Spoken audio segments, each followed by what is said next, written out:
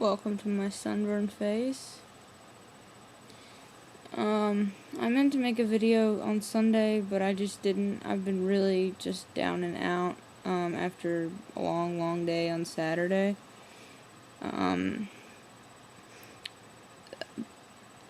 So I'll start on Saturday and I'll catch you guys up, and hopefully this won't be too long. I apologize ahead of time if it is. But it's been a while and I try to keep you guys up to date.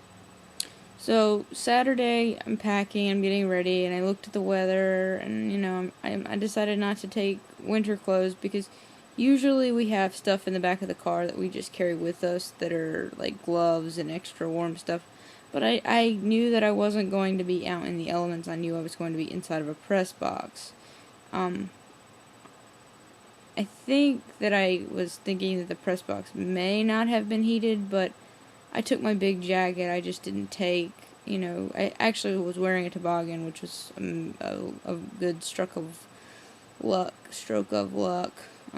Mostly because my hair looked like shit, but secondly because I don't know, it was just a very lucky choice, I guess. But it turns out that this contest is judged on a different sheet. This really is just extra information. But basically, instead of being the typical panel of 5 judges, there were 8. So, kind of the ones of us that got there later, the newer people who had judged for the first time, or people who were just nice enough to not try to fight to be inside the press box. And I found this out within like 10 minutes of getting there, that I was going to be on top of the press box where there is no heat and you're just exposed. It's like standing up on a scaffolding closest to, the wind. It's fucking freezing. And right near the announcer speakers. So you're trying to make your judges tape, and every time the announcer starts talking, you have to walk to the opposite side of the press box, the deck, and try to keep making your tape. It was really frustrating. Judging itself wasn't really anything surprising or new. It was what I thought it would be. I think I did okay. I struggled with the first few tapes, but I wasn't really surprised. I guess I was just kind of beating myself up because I know the person who got that first tape knows what real tape should sound like, and I was just like, just retarded, like stupid, just no words. So I was up there, and the day was really off. That contest, they're wonderful, the parents and everything about feeding you and taking care of you, but the just timing was really off. Like, they were on organic time, and the breaks were at weird places. And we ended up I ended up staying up there, and I told a friend of mine who was judging that if I got really cold, I'd trade with him or I'd make him scoot over. I never ended up getting and going down into the press box. I just kept thinking, one more band. There were a total of 19 bands, so we saw 13 bands before dinner and then 6 after dinner. It felt really unbalanced. Because when we came back for dinner, I was like so damn cold, but I've only got 2 more, or 3 more, or whatever, so I just kept pushing through it. It turns out the sun came out, so I burnt the entire right side of my face. My hand is like super sunburnt. I know you can't see it, but it's really puffy. My nose looks really bad. I'm sure when I go into the doctor, they'll tell me that I look really good. This is a phenomenon that happens during band camp. When I came back after band camp, after having a major concussion, I had a nurse tell me I looked really good. And I said, no, I just have color because I have a sunburn. That was really embarrassing for her, not for me. Anyway, so I got really sunburnt before dinner. I didn't eat a lot during dinner. The dinner break was way too long. We were there for almost 2 hours to try to eat a meal. And it turns out, in my opinion, the hospitality they had for the directors was nicer. There was more choice. We basically had a spaghetti dinner with, no options for anybody who's vegetarian. Not that I'm vegetarian, but I just didn't have a whole lot of energy to eat. Yeah. So I made tapes, and I was in a really, really lot of pain. Because once we went back after dinner, it got a lot colder. And just pushing through those last 6 bands was just hell. I mean, I have bruises on my knees from the way I was sitting to try to, like, see over the rail, and my ankles are killing me because I have muscles that are short, and when they get cold, they run all the way up my back. So I have not been feeling well, and I'm dosing again this week. Yeah. So Saturday, Jackie had rehearsal, and I kind of just acted dead. We ordered dinner in, and we were both in bed by like 10:30. We were just exhausted. And she had all this stuff happen to her rehearsal, and really wasn't feeling well, and wasn't feeling well yesterday either.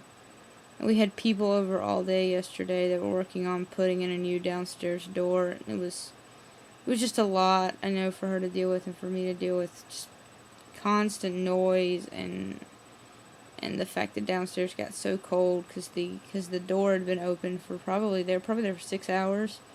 And then this morning she had to get up early again because the painter was coming and the plumber was coming to look at the bathtub. That thankfully ended about right on time for her to get out of here for rehearsal. So we have a new back door and the bathtub is fixed. So those are two really good things, but it was a lot. The dogs really, really, really were upset that the people were here and messing with their house and all this crap. Having issues with the doctor again. What's new? Can't get a hold of anybody. Finally called on Monday about my blood work. And when we spoke to the nurse prior to this, and the staff is getting ready to change entirely because the doctor is moving to Washington. I think I have talked about this.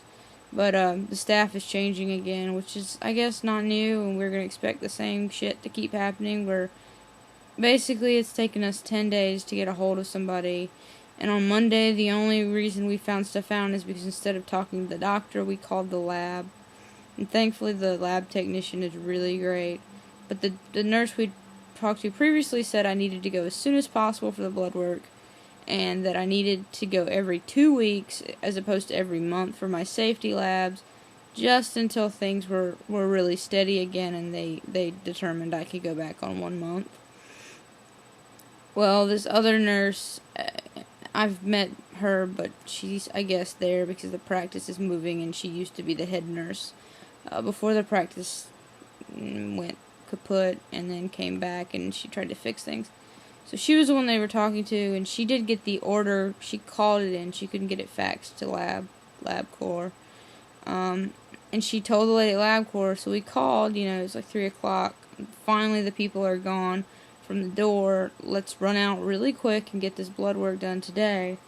She told the lab technician that I didn't fax a new standing order for me to come every 2 weeks, and told the lab technician that I might as well wait until the next time, like a month, which would be, seeing that I had the labs drawn on October 2nd that showed up poorly, wouldn't you want to get that second lab test that was ordered done as quickly as possible so whatever's going on can be caught?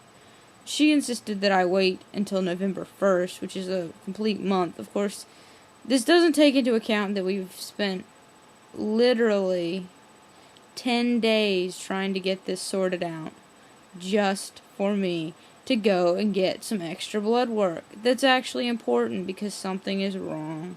That's why they're called safety labs. So Jackie tried to call again today.